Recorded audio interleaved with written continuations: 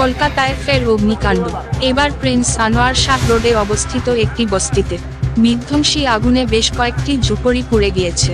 এই অগ্নিকাণ্ডে এক যুবক আহত হয়েছেন বলে জানা গিয়েছে এবং তাকে এমআর বাঙ্গুর হাসপাতালে ভর্তি করা হয়েছে। দমকলের 5টি ইঞ্জিনের চেষ্টায় আগুন আয়ত্তে এসেছে। দমকল সূত্রের খবর, সোমবার সকাল 5:30 নাগাদ প্রিন্স আনোয়ার শাহ রোডের বস্তিতে আগুন লাগে।